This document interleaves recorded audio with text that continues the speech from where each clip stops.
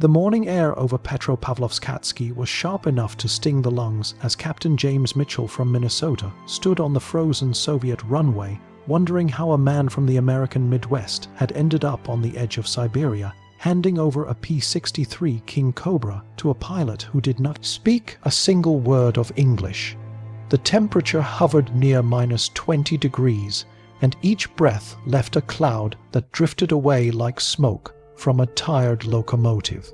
The fighter sat on the tarmac like a crouched predator, its long steel barrel of the 37mm cannon, jutting from the nose spinner like an accusing finger, pointed straight toward the future battles, waiting hundreds of miles to the west.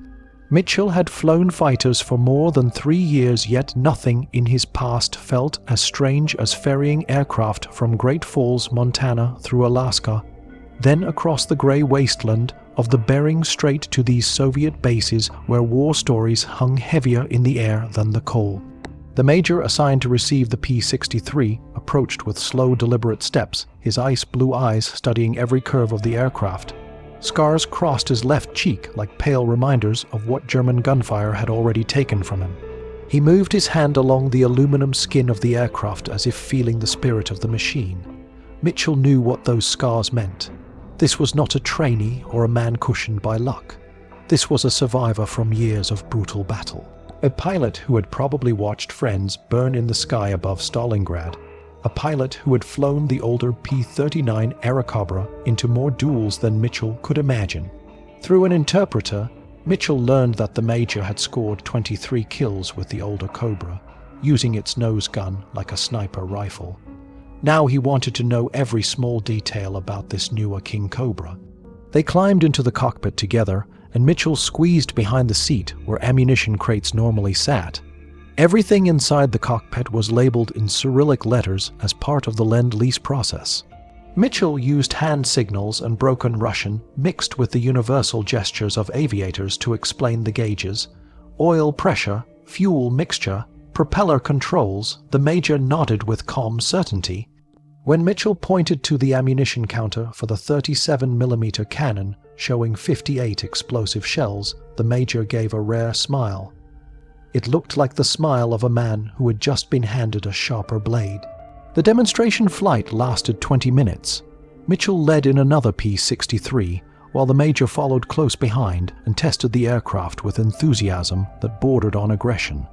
They reached 8,000 feet, then practiced rolls, dives, and steep climbs. The King Cobra was not the fastest fighter in the world, yet its stability and strength impressed even Mitchell. At one point, the Major pulled 7 GS in a climbing turn so abrupt that Mitchell felt his vision narrow to a dull tunnel. Soviet pilots fought with the acceptance that death waited for them each day, so they pushed their aircraft as if daring fate to keep up. After landing, the Major shook Mitchell's hand with a grip so powerful it felt like the handshake of a man who refused to die. He told the interpreter that Americans built good aircraft, but flew them too carefully. He said Russians flew to kill. Mitchell almost argued, but he knew the man was right. The Soviets had used the P-39 in ways American doctrine never predicted, flying so low that their propellers nearly brushed treetops, waiting until they were close enough to smell German exhaust before firing their cannon, turning a supposedly mediocre fighter into a feared predator on the Eastern Front. Mitchell watched as the Major taxied the P-63 toward a growing line of King Cobras waiting to be ferried westward. He knew he would never see that pilot again, never learn whether he survived the storms of fire waiting in the skies over Germany. That was the truth of this operation: deliver the machine, watch it vanish into the war, then return home to bring another. Later that night in the mess hall, Mitchell shared borscht and black bread with other ferry pilots. Their conversations drifted to the unimaginable battles they had heard about from Soviet veterans: tank clashes with 3,000 armored beasts, cities starved for 900 days, pilots ramming enemy bombers with empty guns because surrender was not an option. Mitchell realized that the war he came from was not the war these men lived through. While Mitchell rested in his bunk far across the ocean, another pilot prepared for the same route. 3 weeks later, Lieutenant Robert Chen from San Francisco landed at Nome, Alaska after a flight so terrifying he felt numb. Ice had formed on his wings thicker than frost on a window, and the de-icing boots had failed 5 miles out. He dived repeatedly to warmer air layers, counting on gravity and desperation to thaw the aircraft. The P63 had handled like a wounded animal, but it held together just long enough. The weather for the next flight to Siberia looked even worse. A low-pressure system was brewing in the Bering Sea, promising 70-mile winds and near-zero visibility. Yet the Soviet need for aircraft meant no delays. Chen lifted off at 0400 hours and climbed blindly into clouds so thick they felt like walls. His instruments became his only lifeline, altitude rising past 3,000 feet. Heading 285, outside temperature -35. Ice crept back onto the wings, as if trying to claim the aircraft. He pushed the throttle, and the P63 fought its way upward until it broke into sunlight at 15,000 feet. A sea of clouds spread beneath him, hiding the deadly waters below. He set his course knowing he had fuel for 800 miles and a route of 750 with almost no margin. After an hour, the clouds thinned, and he saw the angry grey ocean appear between the gaps. The sight made his stomach tighten, for he knew the water could kill a man in less than 3 minutes. Only when he finally spotted the Siberian coastline did relief wash through him like warmth in a frozen world. Chen descended toward the barren Siberian landscape, with a mix of exhaustion and raw relief spreading through his body as the coastline revealed itself beneath the thinning layer of cloud.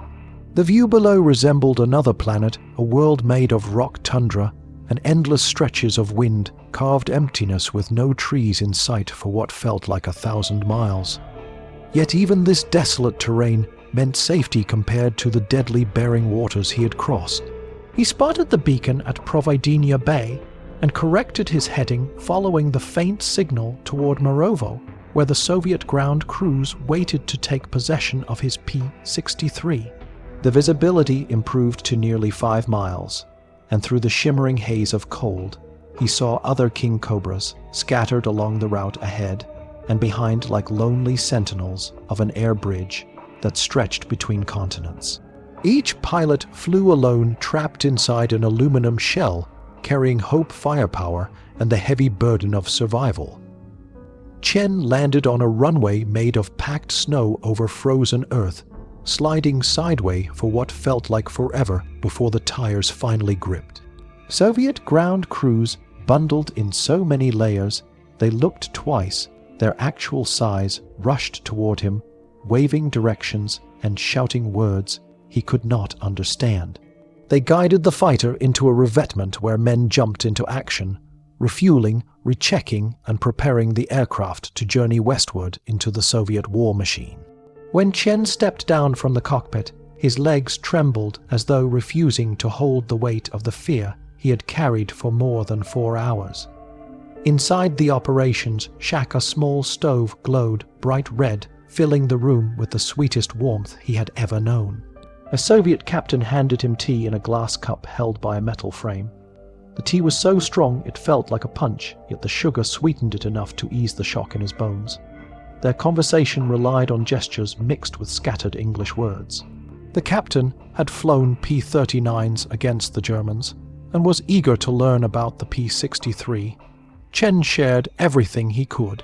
He explained the tendency of the aircraft to yaw left during steep climbs and warned about the heavy recoil from the 37mm cannon that could disrupt aim when fired during a turn.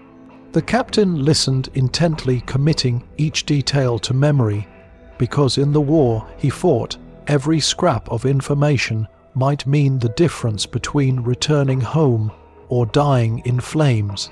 Far away in the Kuril Islands, Lieutenant Kazuo Yamada of the Imperial Japanese Navy studied intelligence, reports about these new fighters appearing under Soviet markings. The P-63 resembled the older P-39, but the reports claimed it was faster, could climb better, and carried a monstrous cannon. Yamada and his comrades did not feel threatened. They flew the Mitsubishi, a 6M0, the pride of Japan. It was light, agile, and famous for its long range.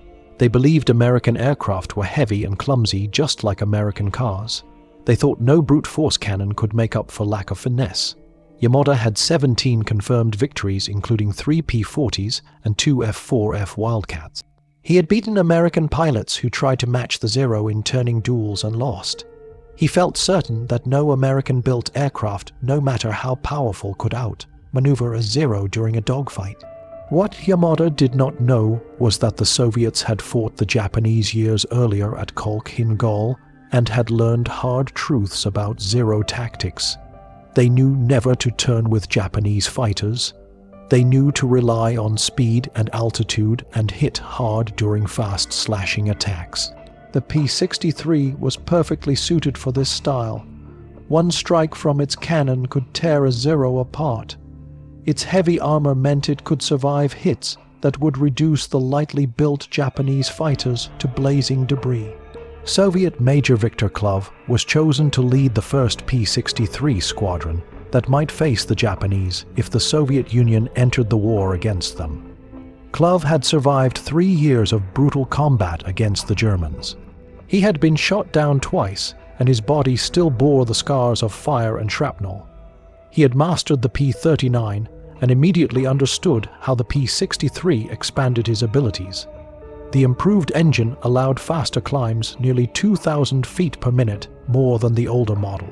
The cannon fired with higher muzzle velocity, making long-range shots far more accurate.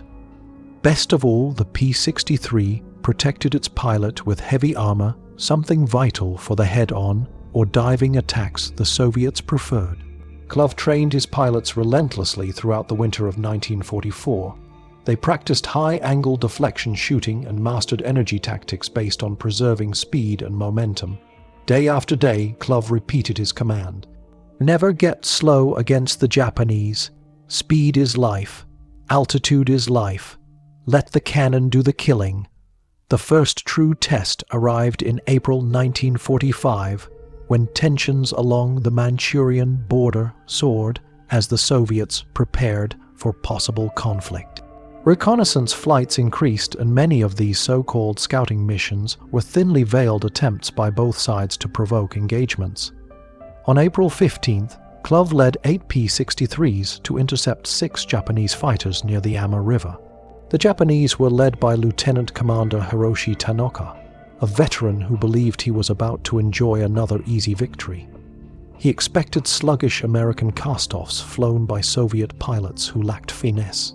The battle lasted less than 3 minutes.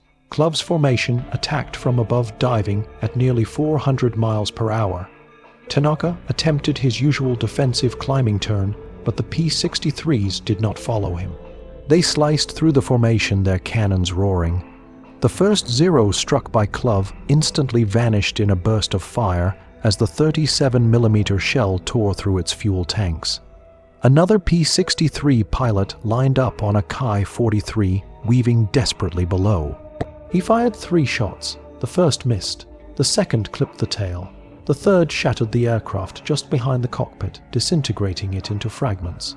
Tanaka tried to regroup, but the Soviets' zoom climbed out of reach, leaving the dying Japanese formation scattered in shock. It was only the beginning of a brutal lesson Japan was about to learn. Klov's 8 P-63s burst from the sunlit sky like blades of silver lightning as they descended on the Japanese formation with terrifying speed and precision. The attack unfolded so quickly that Lieutenant Commander Tanaka barely had time to shout a warning before his world exploded into chaos. He began the familiar climbing turn that had saved him countless times in fights against American fighters, yet this time the maneuver offered no safety. The P-63s refused to follow him into a slow-turning duel. Instead, they streaked straight through the Japanese formation like cutting scythes, unleashing the thunder of their 37mm cannons. Klov targeted a Zero at 300 yards and fired a short burst. The result was immediate and horrifying. The shell detonated inside the fragile fighter, turning it into a cloud of flame splinters and falling debris. The Zero did not simply crash, it ceased to exist. Another Soviet pilot, Senior Lieutenant Pavel Dmitry, from Stalingrad, lined up a deflection shot on a Ki-43 trying to dive away. The Japanese pilot twisted and rolled, fighting with desperate skill, but the American-made computing gun sight inside the P63 calculated the perfect lead angle. Dmitry fired 3 rounds. The first flew wide, the second clipped the Ki-43's tail, the third struck directly behind the cockpit. The explosion turned the fighter into a spray of shattered metal that even damaged another Japanese aircraft flying nearby. Tanaka's shock deepened as he watched his formation disintegrate in moments. He attempted to regain order, yelling frantically for his remaining pilots to climb, regroup, and counterattack, but the P-63s were already climbing away, gaining altitude in seconds. Their engines roared with raw power as they left the Zeros struggling far below. Tanaka ordered pursuit, but the Zeros, magnificent in low-speed dogfights, were helpless in a chase that demanded raw speed. The P-63 could outrun and outclimb every aircraft in Tanaka's group. At last, he abandoned the chase and returned home, shaken by what he had witnessed. His after-action report recorded the truth. The new Soviet tactics were unlike anything the Japanese had faced, and the cannon was far more destructive than anticipated. As news of the devastating encounter spread through Japanese air Yun, its new defensive strategies were tried. Pilots adopted looser formations, hoping to reduce the damage from each attack run. Others attempted high-altitude picket flights, searching for P-63s before they dove into striking range. Some squadrons even trained for night interception in a desperate attempt to level the fight. None of it worked. The P-63, flown by hardened Soviet veterans, became exactly what it had been created to be: a fast-climbing, high-altitude interceptor delivering lethal firepower at distances the Japanese had believed safe. Captain Ikiro Sasaki learned this truth on May 3, 1945, while leading a reconnaissance flight of 4 Zeros over Sakhalin. Sasaki was one of the most experienced pilots in the Japanese Navy, with more than 2,000 combat hours. Yet even he never saw the attackers until the first explosion turned his wingman into a drifting skeletal frame. A single cannon round had struck the Zero's cockpit. The pilot was destroyed instantly. The aircraft kept flying for several seconds, as if confused, then rolled and dove silently into the forested hills below. Sasaki pulled a brutal 8G turn trying to escape, but the Soviet pilots refused to enter a turning fight. They climbed away like hawks, then dove again.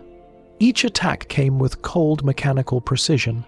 Sasaki ordered his men to drop altitude, weaving through valleys in hopes of forcing the P-63s into terrain they could not navigate at high speed. The tactic nearly saved them.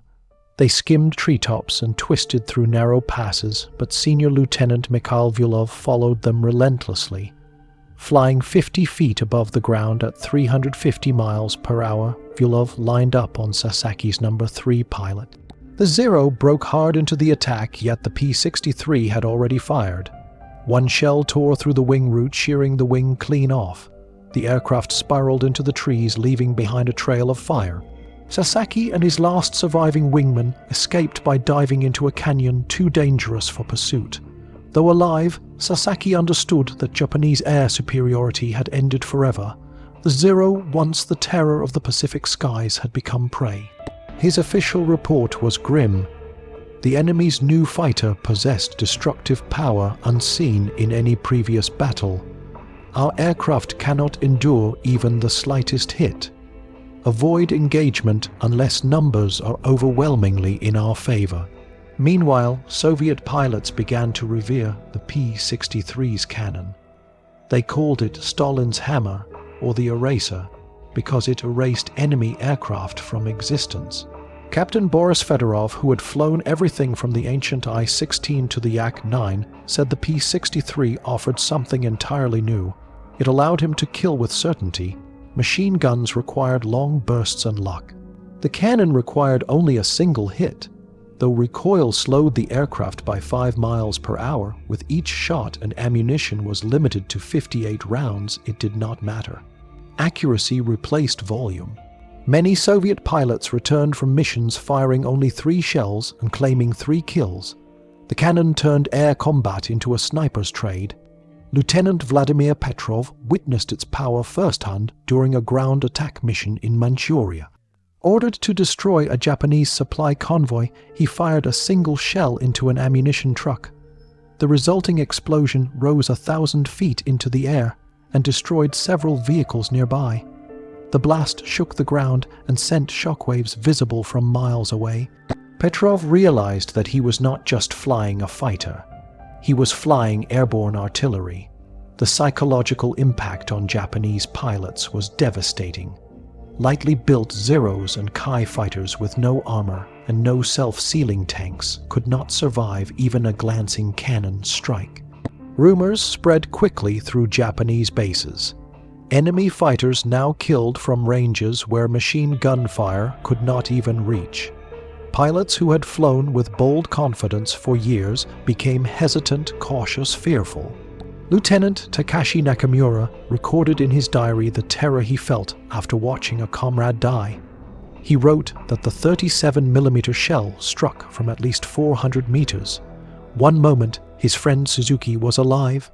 The next, he vanished in a cloud of red mist and falling metal. The laughter they once shared about heavy American fighters had died forever.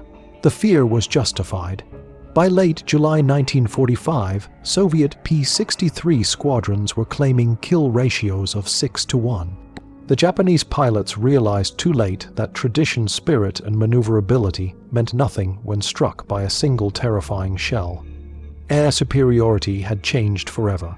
Lieutenant Takashi Nakamura, stationed in northern Korea, pressed his pencil to the worn pages of his diary and tried to steady his hand as he wrote about the horror he had witnessed that day. Because the world he once understood had slipped into something darker, he wrote that they no longer laughed at American fighters, and that the Russians flew their machines like possessed spirits, while the 37mm cannon spoke death from distances they had believed impossible. Suzuki had been flying beside him only a few wing lengths away when the shell appeared like a tiny black speck racing toward them. He saw it grow larger in the span of a heartbeat, then strike Suzuki's cockpit with a burst of light. There was no Suzuki afterward, no body, no aircraft, only drifting fragments, and a trail of red mist vanishing into the wind. Nakamura wrote that they once mocked heavy American machines because they looked clumsy, but now they feared them because those machines killed without hesitation. His fear was not unique. By late July 1945, Soviet P63 units claimed kill ratios of 6-1 against Japanese fighters, and every report repeated the same truth. The 37mm cannon turned each engagement into a slaughter. Many of the Soviet pilots flying P63s were hardened veterans with hundreds of battles against the Luftwaffe. They knew how to strike with speed and vanish before the enemy could react. Their discipline and teamwork, combined with the devastating power of the cannon, made them nearly unstoppable. Major Klov, now commanding an entire regiment, refined their tactics even further. He created a strategy he called the Carousel of Death, a high-altitude attack pattern in which each P63 made a single precise diving strike, then climbed back into position as the next fighter came down. The Japanese who tried to respond to one attacker would be hit by the next and the next until the sky filled with spiraling wreckage. In one engagement near Khabarovsk, this tactic destroyed 11 Japanese aircraft without a single Soviet loss. Desperation spread through Japanese ranks. They thickened cockpit armor, but the added weight weakened performance and still could not stop the brutal force of the cannon. They changed formations and tested new evasive maneuvers. They even attempted kamikaze-style strikes on Soviet airfields, hoping to cripple the P-63s before they reached the sky. None of it worked. The Soviet fighters controlled every altitude, every angle, and every moment of each battle. By August 1945, some Japanese pilots simply refused to take off, citing mechanical failures that commanders knew were excuses born from dread. They had begun calling the P63 the flying coffin maker because once it entered the fight, it decided who lived and who died. On August 8th, the day the Soviet Union officially entered the war against Japan, Captain Yamamoto, one of the last surviving Japanese aces in Manchuria, attempted a bold counterstrike. He led 12 Ki-84 fighters into battle, determined to break Soviet momentum. His plan was to ignore the bombers the P-63s were escorting and focus entirely on destroying their escorts. The attack began well. His formation approached from below and behind the P-63's blind spot, catching them by surprise. Machine gun fire tore through 2 Soviet fighters, sending them down in smoke. For a heartbeat, Yamamoto believed victory was possible. But then the remaining P-63s turned into the attack, refusing to surrender their speed advantage. They remained above 300 miles per hour, executing rolling scissors and high yo-yo maneuvers that kept them out of reach. Yamamoto chased one target, expecting the Soviet pilot to slow, but instead the P-63 flipped inverted, cut through a tight arc, and fired a single cannon round as it passed. The shell missed Yamamoto by inches, yet the shock wave rattled his entire aircraft. Another Ki-84 was not so fortunate. A P-63 lined up on its engine and fired once. The front half of the Japanese fighter disintegrated, leaving the pilot no chance to escape as the aircraft plunged downward, trailing fire. Yamamoto managed to shoot down one P-63 after filling it with machine gun rounds until the Soviet pilot bailed out. Yet his small victory meant nothing. 7 of his fighters were gone. Most of his ammunition was spent. His remaining pilots were scattered and confused. He ordered a retreat. Only 4 of the original 12 returned to base. The P-63s lost 3 planes but completed their escort mission without allowing a single bomber to be touched. As the battles intensified, Japanese pilots who survived encounters with P-63s reported nightmares, trembling hands, and an inability to fly missions. They described the terror of seeing their comrades vanish in an instant. Machine gun fire might wound, the 37mm cannon annihilated. One mechanic in Korea, Private Hiroshi Toda, recalled a zero landing with a pilot who seemed unhurt physically yet sat motionless, trembling, unable to speak. When the aircraft was inspected, they found that a single shell had passed through the cockpit, missing the pilot by inches and detonating behind him, destroying everything except the seat he had occupied. The man never flew again. Soviet pilots, meanwhile, respected the rugged strength of the King Cobra. They discovered it could endure a staggering amount of punishment. Lieutenant Pavel Sokolov returned from a ground attack mission with more than 100 bullet holes in his wings and fuselage. Yet the engine still ran smoothly and the controls remained responsive. A zero hit by a fraction of that damage would have become a fireball. Ground crews adored the P-63 for its durability. Its Allison engine tolerated poor quality fuel and extreme temperatures from -50 to +100 degrees with minimal maintenance. The tricycle landing gear, mocked at first by Soviet pilots accustomed to tail draggers, proved ideal for rough improvised airstrips near the front. Ground crews could refuel, rearm, and patch a P-63 in 12 minutes, sending it straight back into battle. Major Evgeny Chiznikov, who had flown British Hurricanes and American P-39s before transitioning to the P-63, said it was the perfect aircraft for the Soviet style of war. He explained that they did not dance in the sky like artists. They killed quickly and without hesitation. The P-63 understood that brutal philosophy. It climbed fast, dove faster, struck hard, and survived long enough to strike again. Its range with external tanks reached more than 1,500 miles, allowing Soviet forces to reach deep into Japanese-held territory. Captain Dmitry Vyulov led a raid nearly 800 miles into Manchuria, destroying a supply depot and returning without refueling. The Japanese had no fighter capable of matching that range. They could only watch their positions burn as the P-63s vanished into the distance. The final major air battle between Japanese fighters and P-63s came on August 14th, 1945, one day before the Emperor announced surrender.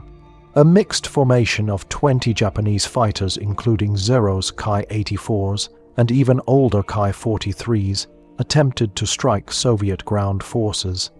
16 P63s from the 888th Regiment intercepted them. What followed was less a battle and more an execution. The P63s attacked in 4 ship formations, selecting targets with flawless precision. The first dive destroyed 6 Japanese fighters before they even understood what was happening. Those who survived scattered in panic, trying every maneuver they had ever learned. Yet nothing they knew could stop the cannon rounds that tore through metal skin and fuel tanks. Only 6 Japanese aircraft escaped. The P63s lost 1 fighter to ground fire while strafing the retreat. It was the last large-scale aerial duel of the entire war, a brutal demonstration that the age of Japanese air supremacy had ended forever. The surrender of Japan loomed over the horizon, yet the skies above Manchuria and Korea still echoed with engines and gunfire as P-63 squadrons continued their relentless assaults. Even after the Emperor announced capitulation, some Japanese units refused to accept defeat, and the Soviet air forces were forced to maintain constant patrols. Captain Vladimir Mikhailov found himself drawn into one such fight on August 20th, just 5 days after the official surrender. A lone Ki-43 appeared in pursuit of a Soviet transport aircraft, perhaps unaware of the political shift, or perhaps unwilling to believe it. Mikhailov intercepted at altitude, and with a single well-placed cannon round removed the entire engine block of the Japanese fighter. The pilot survived by parachute, and when captured, he insisted that no orders to cease combat had reached him. Encounters like these proved that even in the final days of the war, the P-63 remained essential for establishing order across the chaotic front. The combat record of the P-63 in Soviet service reached astonishing numbers. 542 confirmed air-to-air victories against 87 aircraft lost. Yet the figures told only part of the story. The more profound effect lay in the psychological dominance the King Cobra exerted over the remnants of Japanese air power. Pilots who once believed themselves heirs to a proud warrior tradition now hid in cloud banks or refused missions altogether because a single muzzle flash from the P-63 meant instant death. Lieutenant Colonel Grigory Zubov summarized it best when he said that the Japanese had been artists of the air, while the Soviets had become technicians of survival. Spirit and elegance meant nothing when faced with a cannon capable of vaporizing aircraft with one shot. Zubov viewed the P-63 not as a perfect machine, but as the perfect tool for the brutal lessons of modern war. Individual stories from this period revealed the human cost behind the statistics. Captain Hiroshi Sato, a veteran with over 3,000 hours in the cockpit, encountered P-63s on August 9, 1945. He led 6 Zeros across a patrol route when 8 P-63s appeared climbing from the southwest. Sato recognized immediately that the Soviets held both altitude and energy advantage. He ordered his formation to turn northwest toward a promising cloud bank, yet the Soviet pilots had already marked their positions. The P-63s rolled into a steep dive, their cannons flashing with the pulsing rhythm of destruction. One shell obliterated Sato's wingman, Lieutenant Ono. The Zero fragmented in midair, scattering wings and burning debris across the open sky. Sato caught only a fleeting glimpse of Ono's form, tumbling through space before smoke consumed the wreckage. Sato attempted a vertical climb, hoping to force an overshoot, but the Soviet pilot executed a flawless zoom climb, instead preserving his advantage. A second Zero exploded. Then a third. 3 planes vanished in less than 30 seconds. Sato shouted for his remaining men to scatter. The sky around him resembled the broken remains of a shattered fleet. Zeros spiraled away like falling leaves while P-63s reformed above them, preparing for another attack run. Sato dove for the deck, pushing his aircraft beyond safe limits. The frame groaned, rivets strained. The engine trembled as if begging for mercy. Yet the Zero held together long enough to slip into a cloud formation. Sato remained hidden for 20 minutes before emerging with fuel dangerously low. At the debriefing, a furious colonel accused him of cowardice for abandoning the fight. Sato told him calmly that he was welcome to lead the next patrol himself. He never flew combat again. Of the original 36 pilots in his squadron, only 7 survived the war. Meanwhile, the Soviets who flew P63s were themselves forged in the harshest air war the world had ever seen. Major Pavel Kutakov had begun the conflict flying I-16 biplanes in 1942. He fought through the brutal years on the Eastern Front, survived 3 shoot-downs, endured burns, and carried shrapnel in his shoulder that flared whenever the weather changed. For him, the P63 represented mastery of every aerial truth he had learned. He preached that air combat was about energy, not acrobatics. Speed was life. Altitude was life. The cannon delivered justice from afar. There was no honor, no duel, no ritual. There was only survival and the efficient end of enemies. His philosophy proved itself repeatedly, including during the battle at Vladivostok, when 9 P63s under his command destroyed 20 Japanese aircraft in 8 minutes without losing a single fighter. As Kutakov's men continued their missions throughout northern Korea, Japanese pilots found themselves facing an enemy who adapted faster than they could respond. Soviet pilots treated their aircraft like extensions of their own instincts. They flew with calm purpose, emotionless precision, and ruthless clarity. In contrast, the Japanese roster in 1945 consisted mostly of undertrained recruits who had received only a fraction of the instruction earlier pilots enjoyed. The result was a lopsided war in the air. Lieutenant Anatoly Yakaimenko demonstrated this imbalance on August 12th while flying a lone high-altitude reconnaissance patrol. When 8 Japanese fighters attempted to intercept, he did not run. Instead, he allowed them to climb until their engines strained and their speed withered. Once they reached 18,000 feet, he rolled inverted and dove straight through their formation. His first cannon round struck a Zero's wing tank, which ignited instantly, engulfing a second Zero. Yakaimenko Zoom climbed and dove again, firing only 2 shots on his second pass. One missed. One erased a Kai-43's cockpit. The remaining fighters had no will to continue and fled to the safety of lower altitude. Yakaimenko returned to base after expending only 5 shells. He logged the encounter as a routine flight. To him, this brutal efficiency was simply another day of work. The P-63 became not only a superior fighter, but also a devastating ground attack platform. Major Boris Sapunov proved this during a low-altitude raid on a Japanese airfield in northern Korea on August 13th. 16 P-63s approached at 50 feet, skimming the terrain. The first wave dropped their bombs on tightly parked aircraft. Explosions swallowed hangars and runways. The second wave used their cannons to strike fuel stores and maintenance buildings. Sergeant Kenji Watanabe, a mechanic who survived the attack, said the shells hit with such force that aircraft were torn in half as though sliced by invisible blades. A Zero, struck in the fuselage, split into 2 pieces thrown apart like broken wood. Fuel fires burned so intensely that men 100 yards away were knocked off their feet. The airfield lost 43 aircraft and its entire fuel supply. The Japanese managed to hit 1 P-63 with ground fire, but the pilot escaped and parachuted into Soviet territory. The raid proved once more that Japanese forces could no longer defend their skies. The final recorded fight between Japanese pilots and P-63s took place on August 18th, 3 days after surrender.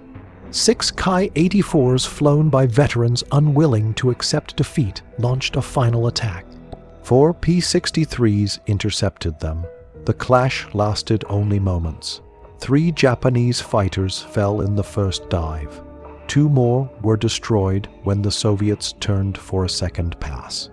The last Kai-84 attempted a kamikaze ram, but Captain Mikhail Baranov fired a single shell from 400 yards away, tearing the engine off. The fighter crashed into a rice field short of its target.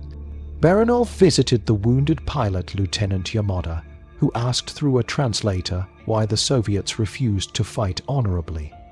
Baranov answered that honor was a luxury in peace. In war, only survival mattered. Yamada died that night, becoming one of Japan's final casualties of aerial combat. By the time the skies grew silent, the truth was undeniable. The P63 had crushed Japanese air power across Manchuria and Korea, leaving behind wreckage, broken pride, and the end of an era. Major Kutakov spoke often to new pilots about the truths he had learned through years of blood and fire across the Eastern Front, and he repeated the same lesson every time. Air combat was not a duel between knights. It was not poetry or art. It was physics and violence bound together by discipline. Speed was life. Altitude was life. Whoever held those two advantages decided the outcome before guns even fired. The P63 gave him the tools to dominate both. Its climb rate allowed him to own the high sky. Its engine let him dive like a falling hammer. Its cannon allowed him to kill enemies from distances where they could not hope to strike back. He told his men that the Japanese still believed in the old dream of the samurai warrior, fighting elegantly in the sky, while the Soviets fought like technicians who understood that survival came from science, not spirit. This belief guided Kutakov's decisions on August 11, 1945, when he led his squadron against a mixed formation of Japanese aircraft attempting to attack Soviet shipping near Vladivostok. The Japanese sent 8 G4M bombers, escorted by 12 fighters, believing they could overwhelm any resistance through numbers. Kutakov had only 9 P63s, yet he ordered an immediate attack. They climbed to 18,000 feet, placing themselves upsun from the Japanese formation, so the enemy would not see them until it was too late. Kutakov assigned each pilot a specific target to prevent confusion, and then signaled the dive. 9 King Cobras descended as one formation, their cannons ready. The Japanese fighters were caught unaware. The first pass vaporized 4 bombers and 3 fighters. The 37mm shells turned the G4M aircraft into burning torches, as their lack of armor and fuel tank protection caused them to erupt in massive fireballs. Those who survived scattered in panic. Some bombers attempted to flee toward the sea while the fighters tried to shield them, but Kutakov's training prevailed. The P63s quickly climbed back into position, reformed, and dove again. This time they targeted the fighters, eliminating them before turning their attention back to the remaining bombers.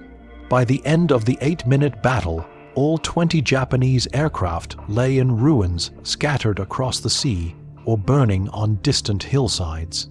Kutakov's squadron lost no planes, though 2 returned with minor damage from debris. When the results were sent to Japanese naval headquarters, the officers refused to believe them at first. Yet the empty bunk beds of the pilots who never returned confirmed the truth. Behind these victories lived a world of exhaustion and sacrifice that numbers could never capture. Soviet pilots often flew multiple missions in a single day. Lieutenant Viktor Bolenko once launched 6 sorties during the August offensive. By the 6th flight, he was so drained he hallucinated enemy fighters that did not exist and had to be pulled out of the cockpit by his crew chief, Sergeant Volkov. Despite fatigue, Volkov repaired the aircraft repeatedly through sheer determination. When the cannon jammed, he fixed it using a hammer and aviation wire. When a warning light failed, he bypassed it with a paper clip. He tuned the engine using only his ear because the instruments were unreliable after so many hours of combat. He claimed that American planes were strong but still needed Russian hands to fight a Russian war. On the Japanese side, morale crumbled. Their pilots had been raised on the belief that spiritual strength outweighed material disadvantage. They learned that faith did not stop explosive shells.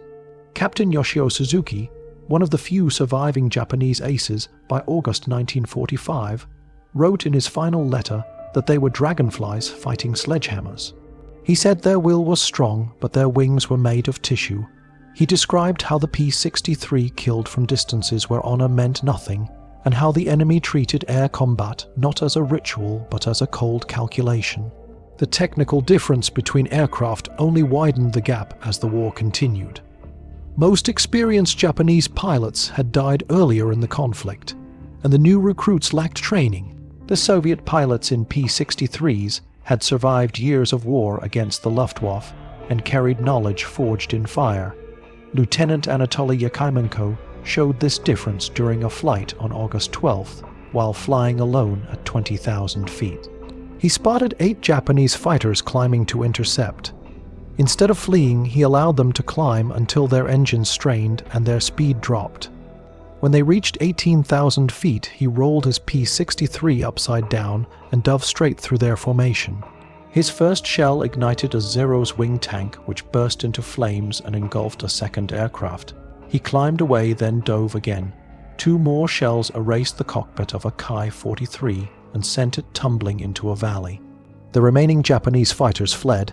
Yakaimenko used only 5 rounds and returned to base convinced the encounter was too minor to mention. Such deadly efficiency had become normal for P-63 pilots. The aircraft also excelled at ground attack. Major Boris Sapunov demonstrated this during a raid against a Japanese airfield in northern Korea on August 13th. 16 P-63s flew at 50 feet above the ground, hugging the terrain to avoid radar. The first wave released 2 500-pound bombs, each smashing aircraft lined up on the runway. The second wave used cannons to target fuel depots and maintenance sheds. Sergeant Kenji Watanabe, one of the few survivors, said the shells hit aircraft with such power that some were torn into 2 pieces instantly. A Zero struck in the fuselage, split in half like a cracked toy. Explosions shook the earth and fires spread fast enough to trap men running for cover. The raid destroyed 43 aircraft and wiped out all fuel reserves. Only 1 P-63 was lost to ground fire and the pilot parachuted safely. The Japanese could do nothing but watch their last airfield crumble. The final clash came on August 18th when 6 Ki-84 fighters flown by veterans refusing surrender launched a final suicidal attack. 4 P-63s intercepted them. The first Soviet dive destroyed 3 fighters instantly. The remaining Japanese pilots turned to ram the enemy hoping for an honorable death. 2 were destroyed in the second pass. The last pilot, Lieutenant Yamada, forced his failing engine toward a P-63, but Captain Mikhail Baranov fired a single cannon round from 400 yards away, blasting the engine clean off. The Ki-84 crashed short of its target. Baranov landed nearby and approached the dying pilot, who asked why the Soviets refused to fight honorably. Baranov answered that honor belonged to peace and that war demanded whatever gave advantage. Yamada died that night, becoming one of the last Japanese pilots to fall in combat. By the end of August, the skies were silent, but the truth remained clear. The P-63 had ended Japanese air power across Manchuria and Korea through speed discipline and the merciless power of its cannon. The war in the air should have ended with the Japanese surrender, yet violence lingered in shattered pockets of resistance, and the Soviets pressed forward to secure every airfield, every supply route, and every remaining threat. The King Cobra became the blade that carved the final shape of the conflict. Its pilots, who had fought through years of brutal war on the Eastern Front, carried into Manchuria and Korea a cold, heavy purpose. They flew not for glory, but to finish a task that history demanded. Throughout early August, Soviet forces drove deeper into Japanese-held territory, and every advance carried the P-63s with it. The aircraft flew escort missions, ground attack sorties, deep penetration raids, and reconnaissance flights without pause. The Japanese defenses collapsed under the pressure. Airfields that once launched proud formations of Zeros and Ki fighters now stood vulnerable and exposed. Major Boris Sapunov had already proven the King Cobra's devastating ground attack capability during the strike on a northern Korean airfield, yet he returned to battle again and again. On one mission, his squadron skimmed across the treetops like shadows dropping bombs on aircraft, parked wingtip to wingtip, then unleashing cannon fire that tore through hangars, fuel tanks, radio towers, and ammunition sheds. Sergeant Kenji Watanabe, who survived that inferno, remembered the way the 37mm shells hit like sledgehammers. He described how a Zero struck squarely in the fuselage split, clean down the middle, leaving two halves tumbling apart like broken pottery. Fuel drums exploded with force strong enough to throw men backward. Maintenance crews scrambled for cover, yet had nowhere to run. In minutes, the airfield turned into a funeral pyre of twisted steel flaming pools of fuel and the broken hopes of pilots who would never again take to the sky. Reports from ground observers confirmed that 43 aircraft were destroyed that day along with every drop of aviation fuel. The Soviets lost one P63, yet the pilot parachuted into friendly territory. The raid symbolized a complete shift in dominance. Japan had once opened the war with surprise attacks on defenseless airfields. Now the same tactic was being used against them with overwhelming force. Even as the Japanese government prepared to surrender, some pilots refused to accept defeat. On August 18th, 3 days after the Emperor announced the end of hostilities, 6 Ki-84 fighters rose from a base near Harbin. The men who flew them were veterans who believed dying in combat was more honorable than living under surrender. Their mission was not strategic. It was a final gesture of defiance. 4 P-63s on routine patrol intercepted them. The Soviet pilots saw the formation at altitude and recognized the intent immediately. There was no hesitation. They dove with practiced discipline. The first attack pass destroyed 3 Ki-84s before the Japanese even reacted. Sky lit with fire as engines and wings separated in violent bursts. The remaining pilots refused to flee. Instead, they attempted to art attack. One fighter pulled into a climbing turn, another tried to ram a P-63 in a final act of desperation. The Soviets made their second pass. 2 more fighters fell, leaving only one. Lieutenant Yamada aimed his damaged aircraft directly at Captain Mikhail Baranov and prepared to die. Baranov kept his aim steady. At 400 yards, he fired a single shell. It struck Yamada's engine, which tore away from the fuselage. The Japanese fighter fell short of its target, crashing into a rice field. Baranov landed nearby and approached the injured pilot, who lay broken yet conscious. Through a translator, Yamada asked why the Soviets did not engage in honorable combat. Baranov replied that honor belonged to peace, not war. War demanded survival, not ceremony. Yamada died later that night. His passing symbolized the end of Japanese resistance in the air. As August turned to September, the scale of Soviet success became clear. In only 3 weeks, P-63 squadrons claimed more than 300 aerial victories. Hundreds more aircraft were destroyed on the ground. Japanese fuel stores, ammunition depots, and supply convoys vanished under cannon fire and bomb blasts. The remaining Japanese pilots no longer sought victory. They sought survival. American ferry pilots who had delivered the King Cobras to Siberia during the long, dangerous route through Alaska sometimes visited Soviet bases after hostilities ended. Among them was Captain William Thompson, who returned in September 1945 and recognized Major Clove, the same man he had trained nearly a year earlier. Clove had survived, and his P-63 bore 63 victory marks along its fuselage.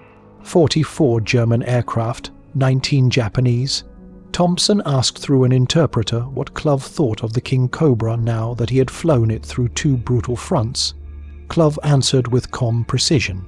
He said it was not the best fighter ever built because the Spitfire was more elegant, the German FW-190 more balanced, and the American P-51 faster with greater range. Yet the P-63 possessed something none of these had.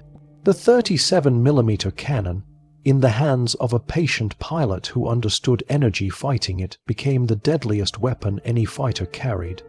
The Soviets did not need the best fighter. They needed a flying cannon. Thompson watched the ground crews working on the King Cobras. He saw how they had modified them with extra armor plates and improved gun sights. He noticed how they had adapted fuel lines and engine systems to withstand Siberian cold. The Soviets had transformed the American-built Interceptor into a multi-role machine, capable of hunting fighters, bombing airfields, attacking ground convoys, and striking fear into pilots before a single shell was fired. When Thompson prepared to leave, he asked Clough if he had a message for the American workers who built these machines. Clough thought carefully, then said to tell them that their planes helped teach the fascists and the Japanese a lesson. The age of the warrior was over, the age of the technician had begun. That single statement captured the legacy of the P63. Its impact went beyond battles and beyond victory counts. The tactics developed by Soviet pilots during the Manchurian campaign shaped the doctrine of their jet-age fighters for decades: boom and zoom attacks, precision long-range firing, energy management. Patience over acrobatics, firepower over elegance. The P63 was not simply a fighter. It was a bridge between eras, a weapon that rewrote the rules of aerial combat. Japanese pilots who survived its thunder carried the memory of that lesson for the rest of their lives. And Soviet pilots who mastered its power became the architects of a new kind of air war. A war no longer ruled by dogfighting, but by the cold, decisive mathematics of speed, distance, and fire.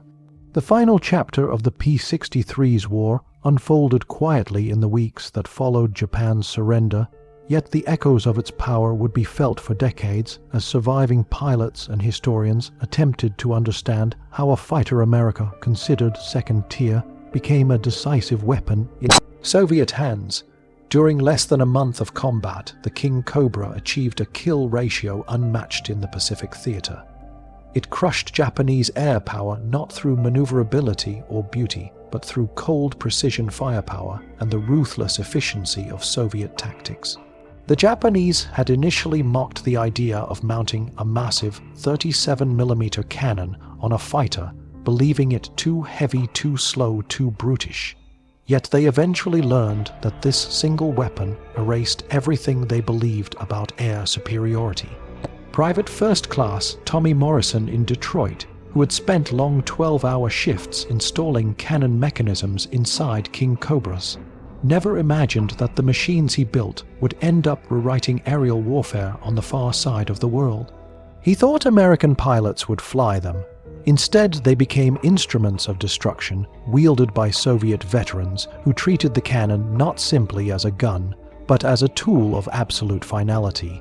The story of the P-63 became one of adaptation and transformation. The Americans designed it as an interceptor. The Soviets turned it into a fighter bomber ground, attack aircraft, long-range raider, and precision assassin. Its effectiveness did not lie solely in its design, but in the hands that used it. Soviet pilots forged through the harshest years of war on the Eastern Front approached combat with a perspective the Japanese never anticipated. They viewed the sky not as a duel but as a hunt. They valued speed, altitude, angles, and timing. They used the P-63 as an extension of their experience and treated the cannon as the final judgment. Japanese pilots who once flew with unwavering confidence found themselves targeted by a weapon that killed from beyond their best firing ranges. A Japanese aviation historian interviewing surviving pilots in 1960 found that nearly every one of them named the King Cobra as the most terrifying opponent they faced. One veteran, missing his left arm from a cannon strike, said that the P-63 did not simply shoot down planes. It destroyed beliefs. It proved that courage, tradition, and years of training meant nothing when the enemy fought with technology and discipline. He said that every time he closed his eyes, he still saw the muzzle flash and heard the sound of his friends dying in the air. The Soviets carried their own memories. Captain Alexei Smirnov, who scored 11 victories in P-63s, kept a piece of a Zero's wing mounted on his wall until his death in 1987. The wing had a hole the size of a basketball burned through it by a single 37mm shell. He told visitors that the hole represented the difference between the old world of air combat and the new one. In the old world, pilots fought close, saw each other's faces, prayed for luck, and fired hundreds of rounds. In the new world, one shell and one correct calculation ended everything. He said the P-63 brought the new world to the Pacific, and the Japanese never had a chance to adapt. Bell Aircraft Corporation never fully understood what their creation had achieved. Their records listed production schedules and delivery counts, yet they never saw what happened when Soviet pilots used their aircraft in ways Bell engineers never imagined. They never saw Japanese fighters vanish under cannon fire. They never heard the silence inside Japanese ready rooms when only half the pilots returned. They never witnessed the terror on the faces of Japanese mechanics examining aircraft that had been ripped apart by explosions. American ferry pilots who delivered the King Cobras across the treacherous Alaska-Siberia route formed the final human link in the chain. Each delivery that survived ice storms, darkness, engine failures, and deadly currents meant one more weapon for the Soviet air forces. They might not have seen the battles, but the wreckage of Japanese fighters scattered across Manchuria bore silent witness to the importance of their flights. As the war concluded, the P63 slowly faded from frontline service, replaced by emerging jet aircraft. Yet its legacy endured. The tactics built around its strength shaped Soviet air combat doctrine for decades. Speed over turn rate, firepower over finesse, energy over elegance. Aerial combat had moved beyond the romantic age of the dogfight and into an era defined by mathematics and destructive certainty. The Japanese pilots who survived encounters with P-63s carried that realization into the post-war years. Saburo Sakai, Japan's legendary ace, met a Soviet P-63 pilot at an aviation conference in 1975. Though they spoke through interpreters, their understanding was immediate. The Soviet pilot demonstrated with his hands the dive, shoot, and climb method they had used. Sakai nodded and said that the Soviets had turned air combat into mathematics, while the Japanese still tried to make it poetry. Mathematics won. Decades after the war, only a handful of P-63s survived in museums and private collections. Visitors walked past them drawn to more famous fighters like the P-51 or the Spitfire, unaware that the King Cobra once dominated the skies of Manchuria. Those who knew paused to study the massive cannon barrel protruding from the spinner and imagined the destruction it had delivered. They understood that this overlooked fighter helped end an empire's dream of air superiority. The last reunion of Soviet P-63 pilots took place in Moscow in 1995.